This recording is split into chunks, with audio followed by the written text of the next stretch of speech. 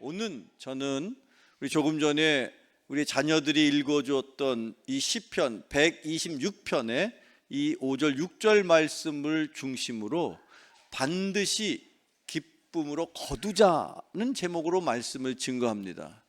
바라기는 여러분의 인생에 거두기를 원하는 그 인생의 어떠한 인생의 열매라도 결국에는 기쁨으로 그 단을 거두는 여러분 되기를 축원합니다. 오늘 조금 전에 읽었던 이 시편 126편은 사실 이스라엘 백성들이 포로로 잡혀 있었고 그러던 70년이 지난 어느 전혀 생각지도 못하고 기대하지도 않았던 그 순간에 하나님께서 이스라엘 백성들에게 놀라운 기적의 역사를 펼치시면서 70년의 포로 생활을 마감하고 이제 새로운 기대와 새로운 꿈과 새로운 감사를 안고 하나님 앞에 고백한 내용을 담은 것이 바로 시편 126편의 말씀입니다. 이 말씀을 나누는 저와 여러분을 향하여 하나님이 주시는 귀한 교훈이 오늘 이 예배 함께하는 우리 드림교회 모든 교우 여러분들에게 하나님의 음성으로 하나님의 뜻으로 들려지고 깨닫게 되는 은혜가 여러분에게 있기를 축원합니다. 어렵고 힘들어도 끝까지 포기하지 않고 하나님을 향하여 그 순간을 그때를 그 힘들고 어려움을 잘 참고 견디고 인내하면 도저히 인간의 힘으로 할 수 없는 일 70년의 포로 생활을 한순간에 마감하고 이제 고향으로 이스라엘 백성들을 돌이키셨던 것처럼 여러분의 인생에도 힘들고 어려운 지금의 순간 너머에 하나님이 예비하시는 놀라운 꿈과 여러분의 소망이 이루어지는 기쁨의 단을 거두고 돌아올 그 날이 얼마 남지 않았으니 참고 견디고 인내함으로 여러분의 인생의 기쁨의 단이 풍성한 인생 살아가시기를 축원합니다. 그러려면 우리는 어떻게 해야 합니까? 첫 번째, 어떤 씨앗을, 어떤 씨를 심어야 될까요? 찬양의 씨를 심는 여러분 되기를 축원합니다. 우리 교회가 예배를 드리며 또한 자녀들 양육하며 또한 세상을 향하여 복음을 증거하는 귀한 사명을 감당하길 원하셔서 주님께서 우리를 통하여 받으실 영광이 있습니다. 여러분 힘들고 어려울 때일수록 더 열심히 주님을 찬양할 수 있기를 축원합니다. 여러분의 인생을 바라보면 한숨이 나오고 불평이 나오고 투덜투덜거린 그런 인생인 것은 분명한 사실입니다. 그럼에도 불구하고 우리가 하나님 앞에 찬양을 해야 되는 분명한 이유가 있다면 그 하나님이 원하시는데 그 이유가 있다면 무엇일까? 먼저 오늘 본문 다시 시편 126편 1절 2절을 읽어봅시다. 시작. 우리는 꿈꾸는 것 같았도다. 그때에 우리 입에는 웃음이 가득하고 우리 혀에는 찬양이 찼었도다. 그때는 문 나라 가운데서 말하기를 여호와께서 그들을 위하여 큰 일을 행하셨다 하였도다. 아멘. 5년 전 오늘 2019년 3월 3일 그날을 기억하는 여기에 있는 많은 중직들은 여러분 그 순간을 영원히 기억할 것입니다. 그때 여기에 먼지만 풀풀 나리는 광야와도 같은 사막과도 같은 그때 2019년 3월 3일 여기 이 성전을 짓기에 앞서서 아무것도 없던 땅에다가 펜스만 쳐놓고 기공식을 할 때 근데 그 일이 불과 엊그제일 같은데 5년이라는 시간이 지났고 1년에 걸쳐서 본당을 건축하고 3년에 거쳐서 코로나를 겪고 그리고 또한 1년을 거쳐서 교육관을 다 지었습니다. 박수 한번 칠까요? 이 박수는 하나님이 받으실 박수입니다. 이 영광은 하나님이 받으실 것입니다. 그런데 이스라엘 백성들이 그렇게 고백하는 거예요. 지금 그들이 겪고 있는, 지금 그들이 누리고 있는 놀라운 자유를 꿈꾸는 것처럼 느꼈다는 겁니다. 여러분 5년 전에 지금처럼 이 아이들이 이 앞에서 졸업 축하하고 교사로 임명받는 꿈을 누가 꾸었겠습니까마는 하나님은 섭리 가운데 그 계획을 낱낱이 다 우리를 통하여 이루고 계십니다. 앞으로도 이루어 가실 것입니다. 그러니 힘들고 어려워도 여러분은 여러분의 입술로 불평하고 원망하기보다는 하나님을 향하여 찬양할 수 있기를 축원합니다. 그것을 하나님이 원하십니다. 찬양이 과연 무엇입니까? 왜 우리가 찬양을 부릅니까? 찬양하는 분명한 이유를 아셔야죠. 구약성경 시편 30편에 이렇게 기록되어 있습니다. 같이 읽어봐요. 시작.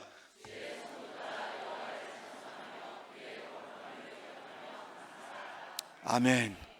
여호와를 찬송하며, 저를 따라서 이렇게 고백하시죠. 여호와를 찬송하며 기억하며 감사하라. 다시 한번 여호와를 찬송하며 기억하며 감사하라. 여러분, 찬송하는 것은, 찬양하는 것은 여호와를 기억하는 것이요, 여호와로부터 받은 내 은혜를 하나님 앞에 감사를 하는 것입니다. 여러분, 살아계신 하나님께서 과거에도 현재에도 앞으로 미래에도 여러분에게 주실 놀라운 하나님의 은혜가 있습니다. 그런데 여러분, 여러분의 인생에서 비록 작은 것, 사소한 것일지라도 그것을 먼저 하나님 앞에 감사하며 찬양하시기를 축원합니다.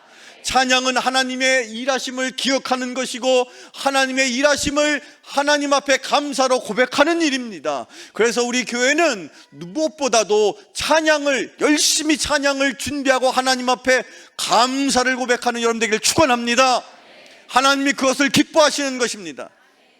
여러분, 찬양은 결국 감사를 고백하는 거예요. 그래서 하나님은 찬양받기를 원하시는 거예요. 그런데 우리가 아유 목사님, 나는 지난 시간 감사할 것이 없는데, 그렇지 않습니다. 비록 작은 일, 사소한 일일지라도 여러분의 인생에서 감사할 거리를 찾고 또 찾으면 또 있고 또 있고 또 있고 또 있어서 여러분 옆에 있는 분에게 이렇게 인사해 주시죠. 내 옆에 앉아주셔서 감사합니다. 여기 계시는 부모님들, 여러분의 자녀를 향하여 이렇게 고백하세요. 내 아들로, 내 딸로, 나의 자녀로 태어나 주셔서 감사하다. 그렇게 하라니까요, 여러분. 지금 여러분 옆에 있는 분에게, 여러분의 자녀에게 나의 자녀로 태어나 주셔서 고맙다고, 감사하다고. 여러분, 우리나라 지금 큰일 났다는 얘기 너무도 많이, 이것도 큰일 나고 저것도 큰일 났는데 더 큰일 난 건 인구가 줄어들어요. 이제 마귀는 이 나라와 민족을, 왜 이 나라와 민족이 세상에서 가장 많은 선교사를 파송하고 가장 짧은 시간 또 올라온 교회의 기적을 맛보았던 부흥의 민족인데, 마귀는 그것을 알기 때문에 그것을 시기하고 질투함으로 근본적으로 아예 이 나라 자체를 이 지구상에서 전멸시킬 작전을 만들어 놓고 이 나라와 민족이 점점 인구가 줄어듭니다. 아니, 점점 인구가 줄어드니 뭐 젊은이는 줄어드는 건 말할 것도 없고, 믿음의 권속들이, 믿음의 자녀들이, 교인들도 점점 줄어들 수밖에 없죠. 절대 인구가 주는데 어떻게 기독교 인구는 늘어날 리야 늘어날 수가 없습니다. 그러나 여러분 명심하십시오. 그럼에도 불구하고 기적은 늘 이 어려운 환난 속에 있는 거예요. 그런데 여러분, 그렇게 작은 일을 먼저 감사하시기를 바랍니다. 그럴 때 여러분의 인생은 회복되는 거예요. 이것도 감사하고 저것도 감사하고, 여러분의 인생에 작은 것, 사소한 것을 감사하게 될 때에 더 크고 더 놀라운 일들을 더욱더 많이 감사할 수 있도록 여러분의 인생에 하나님의 놀라운 기적이 일어나게 되기를 축원합니다. 두 번째, 또 우리는 무엇을 심어야 합니까? 말씀의 씨를 심는 거예요. 우리 자녀들에게 무엇을 심어야 됩니까? 물론 찬양도 가리키고 율동도 가리키고 심지어 어른 때는 그림도 그리게 합니다. 그런데 결국에는 그 모든 것들은 왜 하는 겁니까? 왜 우리가 우리 아이들을 위해서 헌신하고 수고하느냐? 그 아이들의 마음속에, 그 아이들의 심령 속에 말씀을 심기 위해서 하는 거예요. 왜 그럴까요? 왜 말씀을 심어야 될까요? 다시 한번 시편 126편 3절 4절을 읽어볼게요. 시작.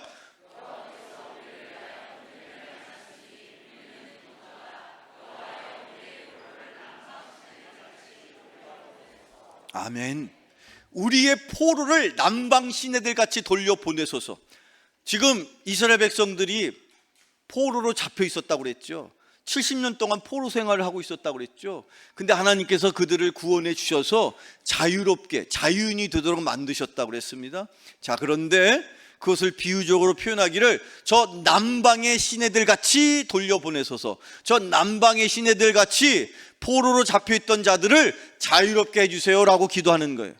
그런데 여러분, 저 남방의 시내라는 게 어떤 의미 있느냐, 이스라엘의 지도를 놓고 보면 그 남쪽은 사막지대예요. 네게브 사막이라고 말하는, 그래서 평상시에는 거의 1년 내내 평상시에는 먼지가 풀풀 나는 그런 사막지대입니다. 그런데 놀라운 것은 그런 사막지대에 어느 날 우기가 찾아와서 비가 오잖아요. 그러면 내 앞에 있었던 이 마른 땅이 비가 오면, 우기가 되면, 하나님이 은혜를 주시면 그 메마른 영혼에도 성령이 충만해 지듯이 메마른 땅에 우기가 와서 비가 내리면 눈앞에 물이 흐르는 강이 생기는 거예요.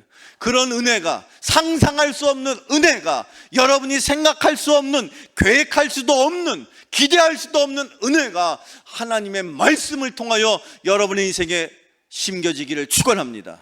왜 우리가 말씀을 심어야 되느냐? 왜 우리 자녀들에게 말씀을 가르쳐야 되느냐? 그 이유는 말씀이 곧 하나님이시기 때문입니다. 우리의 자녀들에게 무엇을 가르치시겠습니까? 말씀을 전해줘야 됩니다. 그리고 여러분의 마음속에도 말씀이 심겨지기를 축원합니다. 일찍이 예수님께서 너희가 나를 알고 그리고 너희의 마음속에 말씀의 진리가 심겨지게 되면 너희들은 나의 참 제자가 될 것이고 그때 비로소 너희들의 인생은 자유롭게 될 것이다. 요한복음 8장 31, 32절을 읽어봅시다. 시작. 그러므로 예수께서 자기를 믿은 유대인들에게 이르시되 너희가 내 말에 거하면 참으로 내 제자가 되고 진리를 알지니 진리가 너희를 자유롭게 하리라. 아멘. 여러분의 인생을 구속하는 그 무엇도 저 진리 앞에서, 여러분의 인생의 문제도 저 진리 앞에서, 여러분이 두드리는 인생의 닫힌 문도 저 진리의 말씀 앞에서 열려지기를 축원합니다. 자유롭게 되기를 축원합니다. 여러분, 물질로부터, 건강으로부터, 감정으로부터, 관계로부터 자유하기를 축원합니다.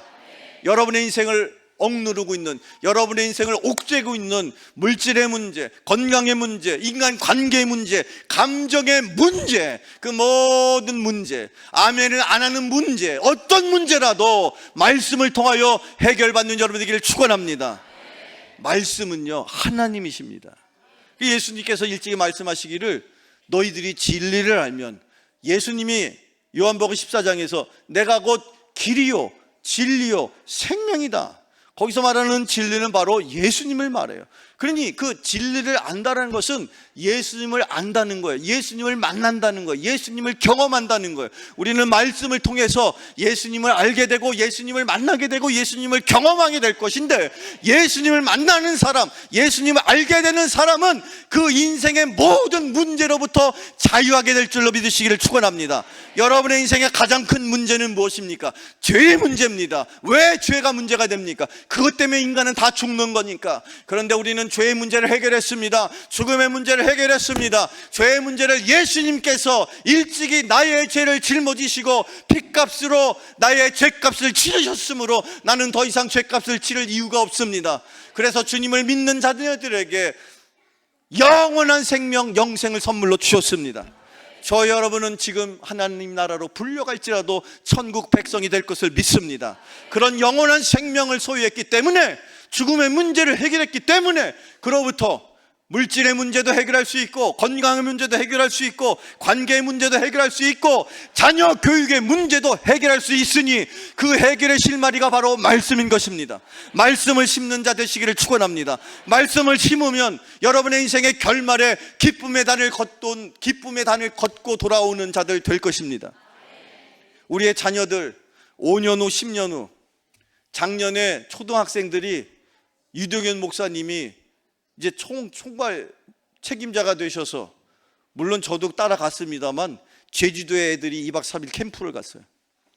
저 아이들이, 초등학생들이, 코울릭의 초등학생들이, 저 아이들이 5년 있고 10년 있으면 아마 저들 중에 이제 청소년이 되고 청년이 되면 아마 얼마 후에 어느 날일지는 모르겠어도, 나 어렸을 때 제주도에 함께 가셨던 목사님이 어느 순간에 필리핀에서 선교 지역에서 청년이 된 우리들을, 청소년이 된 우리들을 이끌어 가신다라고 말할 날이 올 것임을 여러분 기억하시기를 바랍니다. 그래서 우리가 우리 자녀들에게 말씀을 심어야 하는 것입니다. 그 말씀의 사람이 되었을 때에, 그 말씀의 능력으로 세상에 나아가 살아갈 때에, 요즘 학부형들이 제일 어려워하고 힘들어하는 게 애들이 핸드폰을 안 놔요. 시간만 나면 핸드폰에. 왜 그럴까요? 핸드폰이 그 아이들의 머리를, 생각을, 마음을 사로잡는 거예요. 그렇게 사로잡힌 아이들을 우리가 자유롭게 구원해 주려면 그 아이들의 마음속에, 그 아이들의 심령 속에 뭘 심어야 됩니까? 말씀을 심는 거예요. 혹시 방송실에 화면 준비되어 있으면 사진 하나 보여줄까요? 여러분, 저게 무슨 장면 같아요? 모르지, 애들은.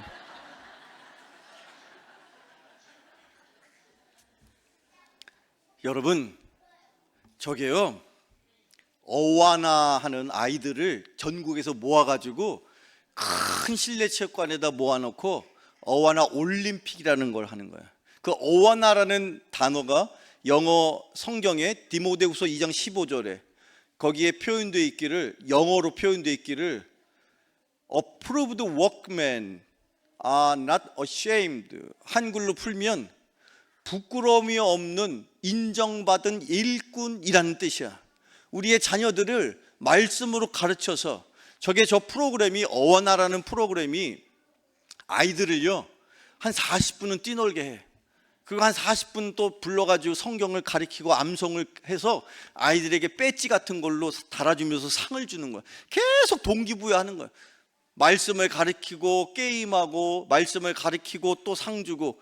이거를 이 지금 평택에 있는 송탄중앙침례교회, 남부전원교회, 이런 교회들이 이런 것들을 어마어마하게 잘해. 저는 그런 교회를 볼 때마다 너무 부러웠어요. 저는 기도했어요. 언젠가는 우리가 이걸 해야 되는데. 여러분, 지난 2019년도 제가 저 상가교회에 우리가 머물러 있을 때 와서 보고 깜짝 놀랐어요. 상가교회 장소도 없는데 의자를 치워놓고 그 조그만 공간에서 바닥에다 테이프를 붙여놓고, 그때 당시에 유년부 초등부를 담당하시는 그 사역자분이 사모님이셨는데, 아시는 분은 아실 거예요. 김홍미 사모님이 전도사 때에 그거를 애들 서너 명 데리고 그걸 하고 있는 거예요. 하나님께서 저에게 꿈을 주셨습니다. 언젠가는 우리 아이들에게 말씀을 가르칠 것이고, 저는 자신이 있습니다. 왜? 하나님이 원하시는 것이니까. 우리 아이들을 위해서 헌신하는 것은 하나님이 가장 기뻐하시는 일입니다. 저기에 있는 교사들은요, 우리의 다음 세대를 위해서 헌신하고 수고하는 다음 세대를 위하여 준비된 선교사인 것입니다. 교육 선교사인 것입니다. 그냥 교사가 아니에요. 우리가 선교해야 될 저 멀리 비행기 타고 배 타고 멀리 가야 될 선교 지역만이 선교 지역이 아니라, 지금 우리 안에, 우리 교회 안에 다음 세대, 말씀을 증거하고 말씀으로 자라야 할 우리의 다음 세대가 바로 선교 지역인 것입니다. 그 아이들에게 말씀을 심는 저와 여러분 되기를 축원합니다. 또 우리가 무엇을 심어야 할까요? 세 번째, 무엇을 심어야 합니까? 수고의 씨를 심어야 합니다. 성경 말씀 시편 126편 5절 6절 다시 한번 읽어볼까요? 시작. 눈물을 흘리며 씨를 뿌리는 자는 기쁨으로 거두리로다. 울며 씨를 뿌리러 나가는 자는 반드시 기쁨으로 그 곡식단을 가지고 돌아오리로다. 아멘. 여러분이 수고하고 애쓰며 힘쓰고 눈물 흘릴 때에, 울면서 씨를 뿌릴 때에, 여러분의 인생에 분명한 것은 하나님께서 그것을 기쁨의 단으로 바꾸셔서 여러분의 인생에 복을 내리실 줄로 믿습니다. 그것을 믿으십시오. 그러므로 우리는 수고하고 애쓰는 것을 주저하지 말아야 합니다. 왜? 그것을 분명히 하나님께서 기쁨의 단으로 거둘 수 있도록 만들어 가실 거기 때문에. 여러분의 인생에 가장 큰 수고가 있다면 무엇일까요? 수고라는 단어가 성경에 처음 기록된 말씀이 창세기의 3장에 나와 있는데, 그 처음 수고가 인간에게 언제 일어났느냐? 아담과 하와가 죄를 지었습니다. 그리고 하나님께 범하였던 그 죄 때문에 그들이 벌을 받았습니다. 아담과 하와를 부르셨습니다. 그때 여인을 향하여 하나님께서 이렇게 말씀하셨습니다. 너는 이제 해산하는 뭐예요? 수고. 그 수고라는 단어가 거기 처음 등장하는 거야. 그 이전까지 인류의 역사에서 인간에게는 수고라는 단어가 표현이 의미가 없어. 왜? 그들은 일하고 또 다니고 또 하나님과 함께하는 모든 삶이 늘 기쁨이었단 말이야. 힘든 일 없었어요. 슬픈 일 없었어요. 모든 것이 기쁨이었단 말이에요. 비록 몸에서 땀이 날 수 있고, 비록 이런 것 저런 것들이 애를 쓰는 일이었어도 그것이 다 기쁨이었다는 거예요. 그런데 죄를 지은 인류는 그 이후부터 하는 모든 일들이 낱낱이 어느 하나 빠짐없이, 먹는 일도 수고하는 일이요, 물 마시는 일도 수고하는 일이요, 아멘 하는 일도 수고하는 일이 되었단 말이에요. 우리 인생에서 수고가 없으면, 수고가 빠지면 아무 일도 못하는 것인데, 그것은 왜 그러느냐? 하나님께서 말씀하시길 일찍이 너는 평생 수고하는 인생이 될 수밖에 없다라는 것입니다. 그게 하나님의 뜻이에요. 그런데 중요한 것은 그 평생의 수고 중에 가장 값진 수고가 있어요. 그것이 바로 무엇일까요? 첫 번째 수고, 뭘 할 때 하나님이 그 표현을 쓰셨느냐? 네가 네 자녀를 낳을 때 수고하게 될 거야. 근데 그 수고는 어떤 수고였습니까? 죽음을 불사하는 수고였습니다.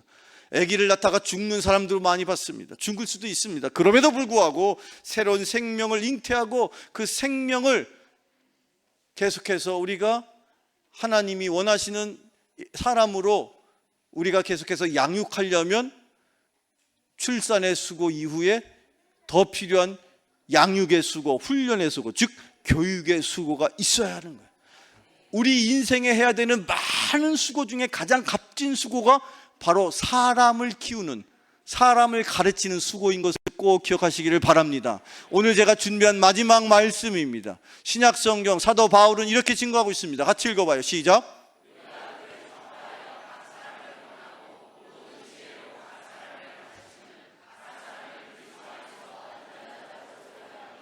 이를 위하여 나도 내 속에서 능력으로 역사하시는 이의 역사를 따라, 아멘. 저를 따라서 이렇게 선포합시다. 힘을 다하여 수고하자. 다시 한번 힘을 다하여 수고하자. 그렇습니다. 그것이 하나님이 기뻐하실 일이요, 그렇게 힘을 다하여 수고할 수 있도록 우리 가운데 성령께서 일하십니다. 성령께서 역사하십니다. 여러분의 인생에도, 여러분의 가정에도, 우리가 섬기는 이 교회 가운데도 우리의 수고가 헛되지 않도록 성령께서 역사하시는, 우리가 받은 말씀을 가르치고 그 가르친 말씀대로 살아갈 수 있도록 자녀를 양육하고 헌신하여 수고할 때, 여러분의 인생에 비록 내가 눈물을 흘리고 수고하였으나 결단코 반드시 기쁨의 단을 가지고 돌아오는 저와 여러분과 우리 가정과 우리 교회가 되기를 주님의 이름으로 축원합니다. 축원합니다. 기도하겠습니다. 사랑의 하나님, 오늘 귀한 말씀으로 우리에게 소중한 교훈을 주셔서 감사합니다. 우리가 어려움에 처해 있을 때에 주님의 말씀을 붙잡고 희망을 잃지 않도록 인도하여 주시옵소서. 예수 그리스도의 이름으로 기도하옵나이다. 아멘.